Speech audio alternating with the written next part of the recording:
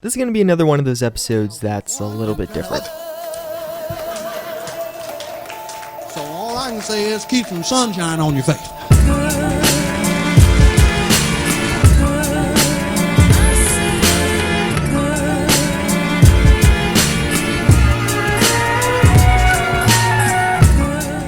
TheKite's Handmaiden by TheKite and Nero is a pretty insane outfit. As you just saw, it has a very noir or spy look behind it. It actually had its own little cute piece of lore. It was said to be worn by Cecil Rose de Segor. Had the nickname the Handmaiden. She was a professional assassin as well as had close ties to the railroad. That's the reason, as you guys do see in the background right now, you find this outfit around the railroad HQ.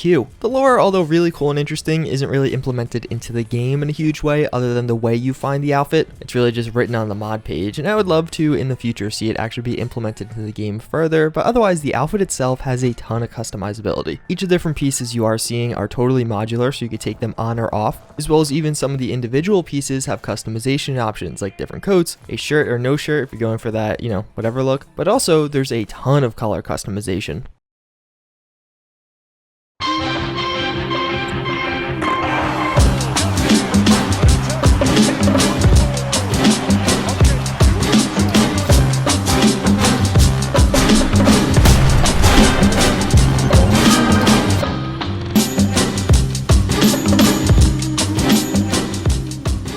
I think the different color options are actually one of the big parts of why this comes together so nicely. You can truly create different looks with this, whether it be an all white look which kind of gives you like a fancier look, or even one of those purple ones look like you were the Joker, which is awesome. But then of course those darker colors I did show you really make it look like you are a proper assassin. I know a lot of people are gonna like that. Either way, it's a very versatile and awesome piece of armor. I like the lore and the effort that was put in behind it, but I also do wish this was more implemented into the game, not just something written on the mod page. I also feel like the color work done here is awesome. The different color options have totally different styles and feels behind them, and it really defines the outfit that you are wearing.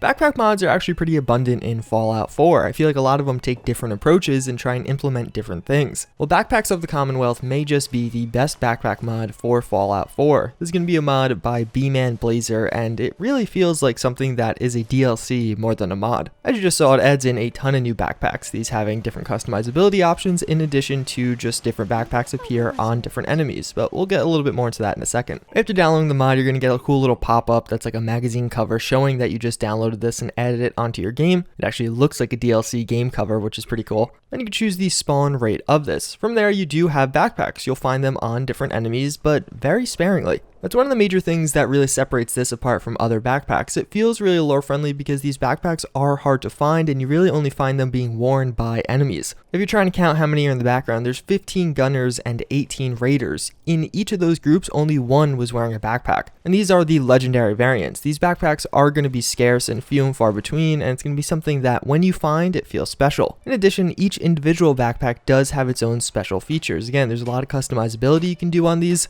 And there is a huge variety. Different ones have different pros and cons, whether it be giving you a nerf in one area, but also a buff in another area, mostly carry weight. We could also modify them to have different perks, like giving you a drink of water every once in a while, which if you're on survival is massive. It really is a cool mod, and I would say this is the definitive backpack mod right now. That's pretty much going to wrap it up for this video. It's a Super Bowl, so I only covered 2 mods, but I think both of these mods are extremely high quality. And also, I did not forget about our psych fun fact of the day. If you guys don't know, at the end of all of my videos, I give one psych fun fact just for fun. In life, there are these things called flashbulb memories. They're basically really traumatic or highly emotionally charged events that you remember where you were, how you found out, and just have like a highly detailed memory for that event for whatever reason. One example that's kind of appropriate for the age of people watching would be 9/11. Most people, or at least your parents, can remember what they were doing, where they were on 9/11, etc., etc. These are dubbed flashbulb memories because they're so distinctive, because you could remember things so vividly, like down to what time it was when you found out, where you were, and who told you. Or for some other people, like Donald Trump becoming president is an example of a flashbulb memory. Well, among the older generation, one such flashbulb memory, or one of the common ones, is the Challenger explosion. So on the day of the original Challenger explosion, there was a human memory professor, having done research in memory, wanted to do research with this particular thing and a rare opportunity to study flashbulb memories. So more or less, after the explosion, all his kids came into his class and he said, alright, write down all the miscellaneous details about this. Who told you? Where were you? How'd you find out? Like, was it on TV? Did someone tell you? Etc, etc.